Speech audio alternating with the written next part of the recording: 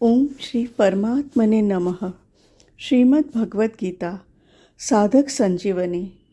पूज्य संत श्री स्वामी राम सुखदास जी महाराज जी द्वारा हिंदी टीका। अध्याय 4 ज्ञान कर्म संन्यास योग। पृष्ठ 324 324। Audio number 107 107। संबंध।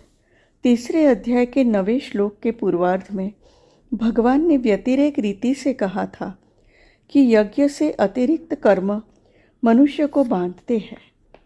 अब 23वें श्लोक के उत्तरार्ध में उसी बात को अन्वय रीति से कहते हैं। श्लोक 23। गत संगस्य मुक्तस्य ज्ञानावस्थित चेतसः यज्ञायाचरतः कर्म समग्रम प्रविलीयते।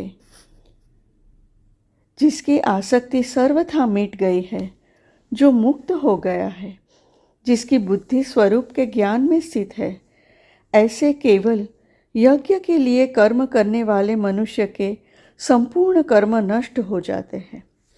व्याख्या इनटू ब्रैकेट।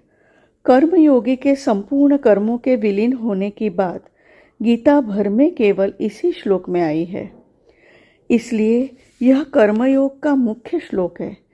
इसी प्रकार चौथे अध्याय का 36वां श्लोक ज्ञान योग का और 18वें अध्याय का 66वां श्लोक भक्ति योग का मुख्य श्लोक है। गत संगस्य क्रियाओं का, पदार्थों का, घटनाओं का, परिस्थितियों का, व्यक्तियों का जो संग है, इनके साथ जो हृदय से लगाव है, वही वास्तव में बांधने वाला अर्थात जन्म मरण देने वाला है। अध्याय 13 श्लोक 21। स्वार्थ भाव को छोड़कर केवल लोगों के हित के लिए लोक संग्रहार्थ कर्म करते रहने से कर्मयोगी क्रियाओं, पदार्थों आदि से असंग हो जाता है, अर्थात उसकी आसक्ति सर्वथा मिट जाती है। वास्तव में मनुष्य स्वरूप से असंग ही है। असंगो ह्यहं पुरुषः। बृहदारण्यक ब्राह्मण 4 अध्याय 3 श्लोक 15। किंतु असंग होते हुए भी यह शरीर, इंद्रियां, मन, बुद्धि, पदार्थ, परिस्थिति, व्यक्ति आदि से संबंध मानकर सुख की इच्छा से उनमें आबद्ध हो जाता है। मेरी मनचाही हो अर्थात जो मैं चाहता हूँ वही हो और जो मैं नहीं चाहता वह नहीं हो, ऐसा भाव जब तक रहता है तब तक यह संग बढ़ता ही रहता है। वास्तव में होता वही है जो होने वाला है। जो होने वाला है उसे चाहे या न चाहे वह होगा ही, और जो नहीं होने वाला है उसे चाहे या न चाहे वह नहीं होगा। अतः अपनी मनचाही करके मनुष्य व्यर्थ में अर्थात बिना कारण फंसता है और दुख पाता है। कर्मयोगी संसार से मिली हुई शरीर आदि वस्तुओं को अपनी और अपने लिए न मानकर उन्हें संसार की ही मानकर संसार की सेवा में अर्पण कर देता है। इससे वस्तुओं और क्रियाओं का प्रवाह संसार की ओर ही हो जाता है और अपना असंग स्वरूप ज्यों का त्यों रह जाता है। कर्मयोगी का अहम भी सेवा में लग जाता है। तात्पर्य यह है कि उसके भीतर मैं सेवक हूँ यह भाव भी नहीं रहता। यह भाव तो मनुष्य को सेवक पने के अभिमान से बांध देता है। सेवक पने का अभिमान तभी होता है जब सेवा सामग्री के साथ अपनापन होता है। सेवा की वस्तु उसी की थी, उसी को दे दी तो सेवा क्या हुई, हम तो उससे उऋण हुए। इसलिए सेवक न रहे, केवल सेवा रह जाए। यह भाव रहे कि सेवा के बदले में धन, मान, बड़ाई, पद, अधिकार आदि कुछ भी लेना नहीं है, क्योंकि उस पर हमारा हक ही नहीं लगता। उसे स्वीकार करना तो अनधिकार चेष्टा है। लोग मेरे को सेवक कहे, ऐसा भाव भी न रहे, और यदि वे कहें तो उसमें राजी भी न हो।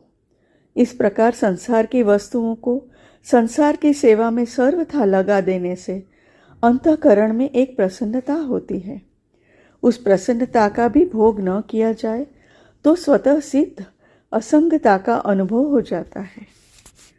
मुक्तस्य, जो अपने स्वरूप से सर्वथा अलग है, उन क्रियाओं और शरीरादि पदार्थों से अपना संबंध न होते हुए भी कामना, ममता और आसक्तिपूर्वक उनसे अपना संबंध न मान लेने से मनुष्य बंध जाता है, अर्थात पराधीन हो जाता है। कर्मयोग का अनुष्ठान करने से जब माना हुआ अर्थात अवास्तविक संबंध मिट जाता है, तब कर्मयोगी सर्वथा असंग हो जाता है। असंग होते ही वह सर्वथा मुक्त हो जाता है, अर्थात स्वाधीन हो जाता है। ज्ञानावस्थित चेतसः, जिसकी बुद्धि में स्वरूप का ज्ञान नित्य निरंतर जागृत रहता है, वह ज्ञानावस्थित चेतसः है। स्वरूप ज्ञान होते ही उसकी स्वरूप में स्थिति हो जाती है, जो वास्तव में पहले से ही थी। वास्तव में ज्ञान संसार का ही होता है, स्वरूप का ज्ञान नहीं होता, क्योंकि स्वरूप स्वतः ज्ञान स्वरूप है। क्रिया और पदार्थ ही संसार है। क्रिया और पदार्थ का विभाग अलग है तथा स्वरूप का विभाग अलग है, अर्थात क्रिया और पदार्थ का स्वरूप के साथ किंचित मात्र भी संबंध नहीं है। क्रिया और पदार्थ जड़ है तथा स्वरूप चेतन है। क्रिया और पदार्थ प्रकाश्य है तथा स्वरूप प्रकाशक है।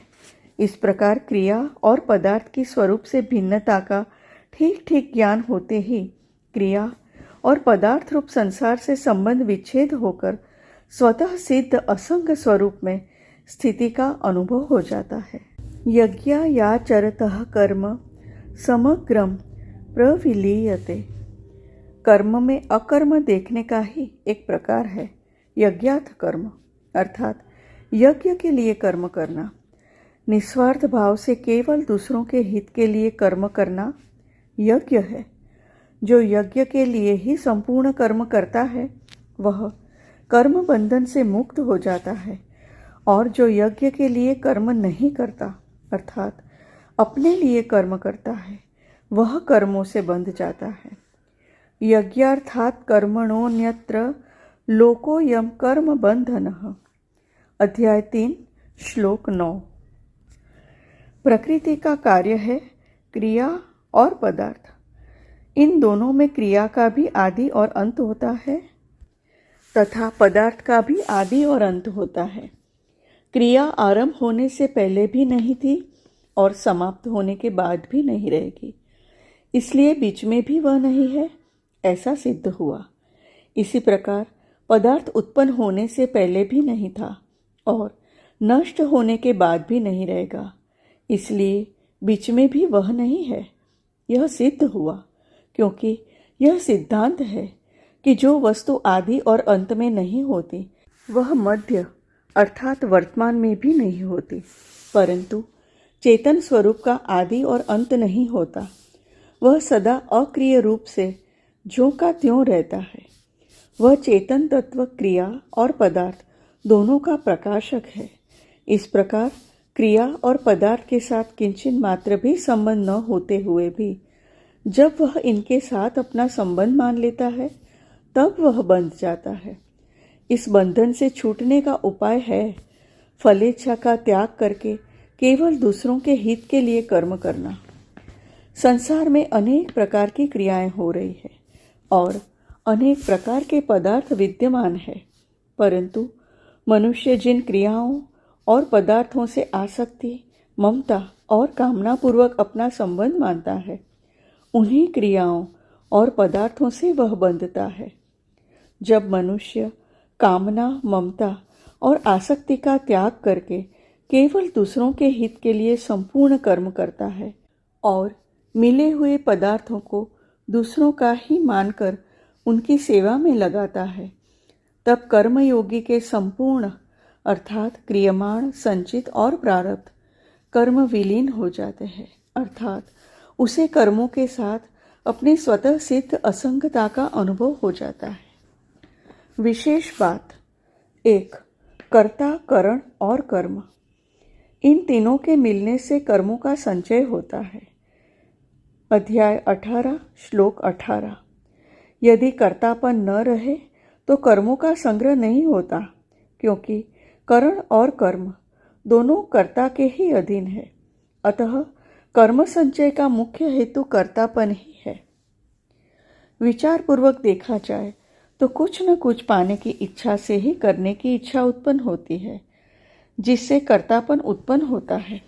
कर्तापन से बंधन होता है। जब मनुष्य पाने की इच्छा से अपने लिए कर्म करता है, तब उसका कर्तापन दृढ़ हो जाता है। जब कर्मयोगी पाने की इच्छा का त्याग करके केवल यज्ञ के लिए अर्थात दूसरों के हित के लिए कर्म करता है, तब उसका कर्तापन दूसरों के लिए होता है। इससे उसे अपनी असंगता का अनुभव हो जाता है। इसलिए उसके द्वारा होने वाले कर्मों का संचय नहीं होता, कारण कि जब आधार अर्थात कर्तापन ही नहीं रहा, तब कर्म टिकेंगे ही कहाँ। कर्मयोग में ममता अर्थात मेरापन का त्याग और ज्ञान योग में अहमता अर्थात मैंपन का त्याग मुख्य है। ममता का त्याग होने से अहमता का और अहमता का त्याग होने से ममता का त्याग स्वतः हो जाता है। इसलिए कर्मयोग में पहले ममता मिटती है, फिर अहमता स्वतः मिट जाती है, और ज्ञान योग में पहले अहमता मिटती है, फिर ममता स्वतः मिट जाती है। अहमता और ममता के मिटने पर कर्तापन और भोक्तापन भी मिट जाते हैं। कर्मयोगी अपने लिए कोई कर्म करता ही नहीं और कुछ चाहता ही नहीं, अतः वह कर्मों के फल का भोक्ता नहीं बनता। जैसे एक व्यक्ति को यहाँ कई दंड भोगने हैं, परंतु वह मर जाए तो यहाँ उसके सभी दंड समाप्त हो जाते हैं, क्योंकि जब भोगने वाला व्यक्ति ही नहीं रहा, तब दंड भोगेगा ही कौन। ऐसे ही जब कर्मयोगी का भोक्तापन मिट जाता है, तब उसके सभी कर्म समाप्त हो जाते हैं, क्योंकि जब भोगता ही नहीं रहा, तब कर्मों का फल भोगेगा ही कौन। 2। इसी अध्याय के 9वें श्लोक में भगवान ने कहा कि मेरे जन्म और कर्म दिव्य है। इस प्रकार जो मनुष्य तत्व से जान लेता है, वह मेरे को प्राप्त होता है। जन्म तो केवल भगवान के ही दिव्य होते हैं, पर कर्म मनुष्य मात्र के भी अर्थात यदि वे करना चाहे तो दिव्य हो सकते हैं। अतः इसी अध्याय के 14वें श्लोक में भगवान अपने कर्मों की दिव्यता का कारण बताते हैं कि कर्मों के फल में मेरी स्पृहा नहीं है, इसलिए मुझे कर्म लिप्त नहीं करते, अर्थात मेरे कर्म अकर्म हो जाते हैं। इस प्रकार कर्मों का तत्व जानकर जो कर्म करता है, उसके भी कर्म अकर्म हो जाते हैं। फिर 15वें श्लोक में भगवान ने कहा कि मुमुक्षुओं ने भी इसी प्रकार जानकर कर्म किए हैं। इसके बाद 16वें श्लोक में भगवान कर्मों का तत्व कहने की प्रतिज्ञा करते हैं और 17वें श्लोक में कहते हैं कि कर्म, विकर्म और अकर्म तीनों का तत्व जानना चाहिए। फिर 18वें श्लोक में भगवान ने मुख्य रूप से कर्मों का तत्व अकर्म अथवा निर्लिप्तता बतलाया। कामना से कर्म होते हैं, कामना के बढ़ने पर विकर्म होते हैं, और कामना का अत्यंत अभाव होने से अकर्म होता है। मूल में इस अर्थात 16वें से 32वें श्लोक तक के प्रकरण का तात्पर्य अकर्म का वर्णन करना ही है। इसीलिए भगवान ने कर्म और विकर्म दोनों के मूल कारण कामना के त्याग का तथा अकर्म का वर्णन 19वें से 23वें श्लोक तक प्रत्येक श्लोक में किया है, और अंत में 32वें श्लोक में इस प्रकरण का उपसंहार किया है। परिशिष्ट भाव। एक क्रिया होती है, एक कर्म होता है और एक कर्म योग होता है। शरीर बालक से जवान तथा जवान से बूढ़ा होता है, यह क्रिया है। क्रिया से न पाप होता है, न पुण्य, न बंधन होता है, न मुक्ति। जैसे गंगा जी का बहना क्रिया है, अतः कोई डूबकर मर जाए अथवा खेती आदि कोई परोपकार हो जाए तो गंगा जी को पाप पुण्य नहीं लगता। जब मनुष्य क्रिया से संबंध जोड़कर कर्ता बन जाता है, अर्थात अपने लिए क्रिया करता है, तब वह क्रिया फलजनक कर्म बन जाती है। कर्म से बंधन होता है। यज्ञार्थात कर्मणोऽन्यत्र लोकोऽयं कर्म बंधनः। अध्याय 3 श्लोक 9। कर्म बंधन से छूटने के लिए जब मनुष्य अपने लिए कुछ नहीं करता, प्रत्युत निस्वार्थ भाव से केवल दूसरों के हित के लिए ही कर्म करता है, तब वह कर्मयोग हो जाता है। कर्मयोग से बंधन मिटता है। यज्ञायाचरतः कर्म समग्रम प्रविलीयते। बंधन मिटने से योग हो जाता है, अर्थात परमात्मा के साथ नित्य संबंध का अनुभव हो जाता है। यह 23वां श्लोक कर्मयोग का मुख्य श्लोक है। जैसे भगवान ने ज्ञानाग्नि सर्वकर्माणि भस्मसात् कुरुते, अध्याय 4 श्लोक 37 पदों से ज्ञानाग्नि के द्वारा ज्ञान योगी के संपूर्ण पाप भस्म होने की बात कही है। और अहम त्वा सर्व पापेभ्यो मोक्षयिष्यामि, अध्याय 18 श्लोक 66 पदों से भक्त के संपूर्ण पाप नष्ट होने की बात कही है। ऐसे ही इस श्लोक में यज्ञायाचरतः कर्म समग्रम प्रविलीयते पदों से कर्मयोगी के समग्र कर्म अर्थात पाप नष्ट होने की बात कही है। हरि ओम।